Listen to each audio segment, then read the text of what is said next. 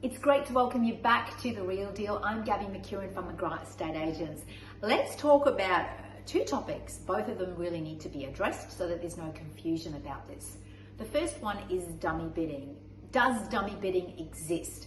Well, dummy bidding in fact used to exist around probably in the 90s, maybe the early 2000s, but in fact in Queensland, fortunately, it was outlawed around 2007, just after I started in real estate.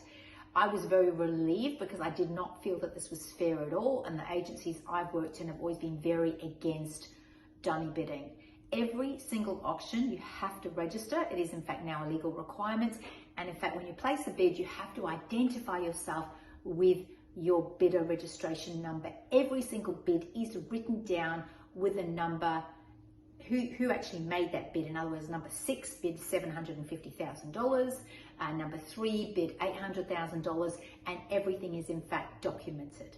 The Office of Fair Trading at any stage can come along to an auction and they can actually have a look at the number of people actually making bids and make sure that every single person is registered. Now, the second thing I'm going to talk about is vendor bidding.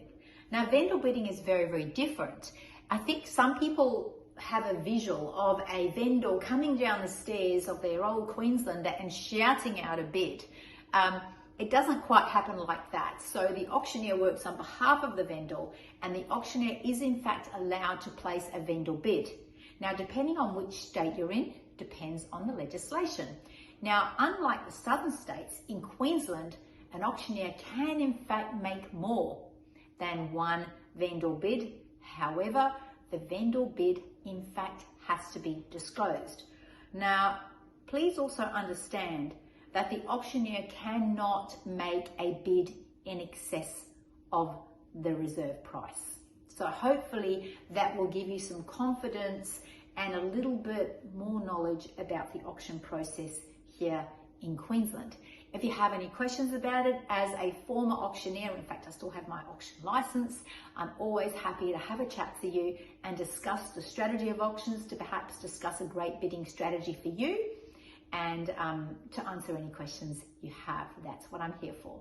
I'm Gabby McEwen from McGrath, and I do hope to see you at one of my auctions. This weekend is a great one. We've got 141 Boston Road in Belmont, going under the hammer at 10 a.m. on Saturday, and that is an absolute cracker. Should be a beautiful auction, and I'd love to see you there.